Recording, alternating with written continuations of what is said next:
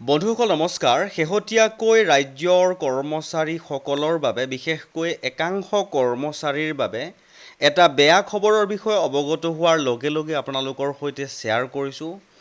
অতিকৈ এটা গুৰুত্বপূৰ্ণ ইনফৰমেশ্যন বুলি ক'ব পাৰি। বিশেষকৈ কৰ্মচাৰীসকলৰ টাইম স্কেলক লৈ এই নটিচখন প্ৰকাশ হৈছিলে আৰু আপোনালোকৰ সন্মুখত মই নটিচখন হাইলাইট কৰিবলৈ যত্ন কৰিম। নটিচখন কেনেকৈ প্ৰকাশ হৈছিলে দেখুৱাবলৈ লৈ আছোঁ, চাওক। নটিচখন প্ৰকাশ হৈছিলে এনেকৈ: government of Assam, department of school education, Dispur, Guwahati 6। এটা অতি গুৰুত্বপূৰ্ণ ছাবজেক্ট ইনক্লুড কৰি এই নটিচখন প্ৰকাশ কৰা হৈছিলে আৰু ডিপাৰ্টমেণ্ট অফ স্কুল এডুকেশ্যনৰ ডেপুটি ছেক্ৰেটেৰী ফালৰ পৰা এইখন প্ৰকাশ হৈছিলে আৰু পঠোৱা হৈছিলে দ্য মিছন ডিৰেক্টৰ, সমগ্ৰ শিক্ষা অসম, কাহিলীপৰা, গুৱাহাটী 19।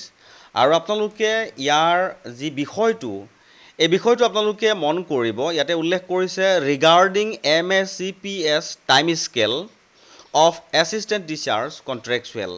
নিশ্চয়কৈ এটা গুৰুত্বপূৰ্ণ ইনফৰমেশ্যন বুলি ক'ব পাৰি। বিশেষকৈ ঠিকাভিত্তিক সহকাৰী শিক্ষকসকলৰ টাইম স্কেলক লৈ এই গুৰুত্বপূৰ্ণ নটিচখন প্ৰকাশ হৈছিলে আৰু ইয়াতে উল্লেখ কৰিছে যিখিনি ইনফৰমেশ্যন সেইখিনি আজিৰ এই ভিডিঅ'টোৰ জৰিয়তে আমি জানিবলৈ চেষ্টা কৰিম। ইয়াতে উল্লেখ কৰিছে যে উপৰোক্ত বিষয়ত উল্লেখিত চিঠিখনৰ প্ৰসংগত জনোৱা হৈছে যে ফাইনান্স PRU ডিপাৰ্টমেণ্টে MSCPS সম্পৰ্কে নটিফিকেশ্যন নাম্বাৰ FPC 12-17-4 তাৰিখ 6/7/2017 তাৰিখে জাৰি কৰিছিল।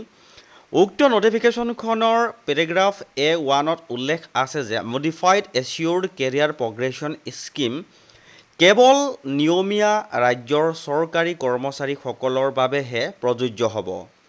ইয়াত স্পষ্টকৈ কোৱা হৈছে যে ad hoc employee, casual employee, contractual employee, works আজ এমপ্লয়ী আৰু মাষ্টাৰ ৰোল ৱৰ্কাৰ্ছসকল এই সুবিধাৰ অন্তৰ্গত নহ'ব।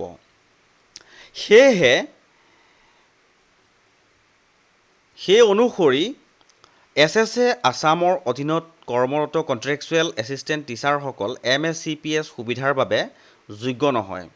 এই তথ্য আপোনাৰ জ্ঞাতাৰ্থে আৰু প্ৰয়োজনীয় ব্যৱস্থাৰ বাবে প্ৰেৰণ কৰা হ'ল। তে নিশ্চয়কৈ গম পাইছে ৰাজ্য চৰকাৰৰ সমগ্ৰ শিক্ষাৰ অধীনত যিসকল ঠিকাভিত্তিক শিক্ষক হিচাপে কৰ্মৰত হৈ আছে তেওঁলোকৰ বাবে টাইম স্কেলটো এণ্টাইটেল নহয় বুলি কৈছে, অৰ্থাৎ যোগ্য নহয় বুলি তেওঁলোকে উল্লেখ কৰিছে MSCP সুবিধাৰ বাবে। এটা গুৰুত্বপূৰ্ণ ইনফৰমেশ্যন বুলি ক'ব পাৰি, যি পোৱাৰ লগে লগে আপোনালোকৰ সৈতে শ্বেয়াৰ কৰিবলৈ যত্ন কৰিলোঁ। আৰু আগলৈকো যদি আজিৰ দৰে এনেকুৱা কিছুমান গুৰুত্বপূৰ্ণ ইনফৰমেশ্যন আপোনালোকে পাই থাকিবলৈ বিচাৰে তেনেহ'লে আমাৰ চেনেলটো ছাবস্ক্ৰাইব কৰি হাতত ৰাখিব আৰু পেজটো ফ'ল' নকৰাকৈ নাথাকিব।